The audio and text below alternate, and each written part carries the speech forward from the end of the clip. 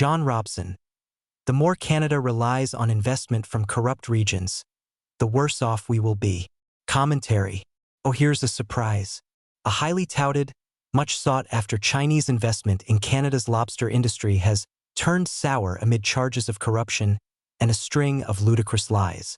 Can somebody remind me why we're going so far out of our way to transform our economy this way? The company claims it was shocked to discover alleged shady dealings by two employees who counterclaim that they never worked for the firm, or if they did, not as managers, and were shocked to discover its alleged shady dealings. Canadian courts will have a field day, or decades, stumbling through this one. But what of the bigger picture? Are there no Canadians capable of plucking lobsters from the depths, shallows, or wherever to sell to a growing middle class in China hungry for Nova Scotia seafood?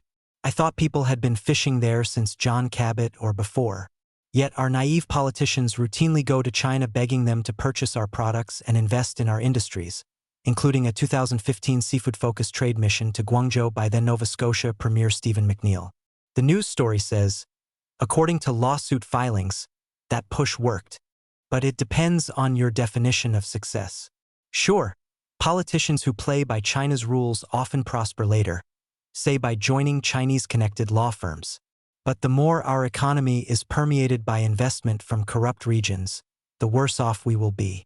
So if the details are absurd, the big picture is even sillier without Pace Chesterton being any less serious.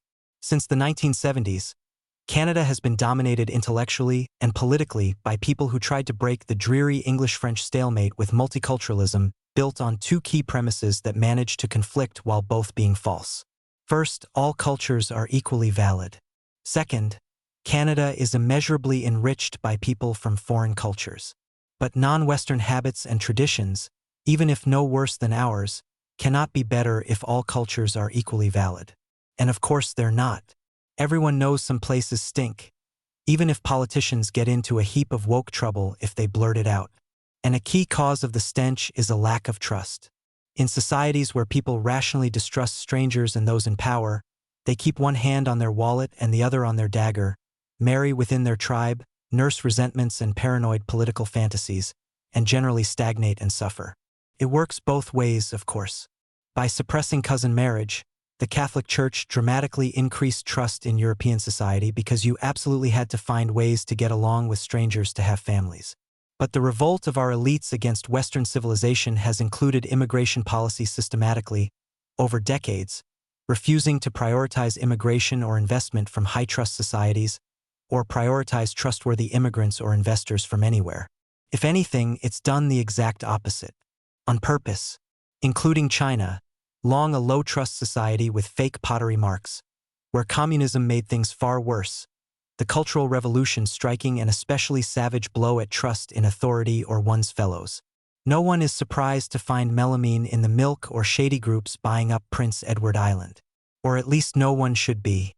Yet our politicians cannot get enough of the place, not coincidentally as trust within Western society also erodes, in institutions, in one another, and in our traditions which our elites hate pathologically. If I started listing ways Canadian politicians are skillfully eroding remaining faith, from canceling Christmas to staging phony construction sites to announce non-existent housing construction surges, I'd need the rest of the newspaper. And the worst by far aren't lies we don't discover. It's ones we do and nothing happens, as in Solzhenitsyn's famous warning about the Soviet Union resting on a foundation of known lies that caused paralysis, not outrage. It's a big problem, and it didn't start in 2016 or 1992, or with politics at all, which is famously downstream of culture.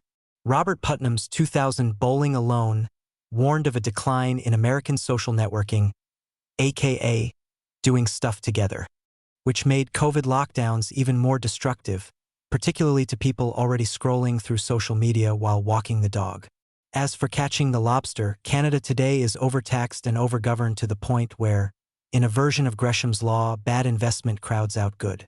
Worse, we know, they know, and we know they know that our politicians need investment from China, the UAE, and other suspicious state actors because legitimate firms increasingly won't risk shareholders' money in projects in a land where political favoritism is rife, subsidies trump markets, regulations strangle enterprise, and truth is at a discount. Instead of fixing it, we gape at fishy lobsters.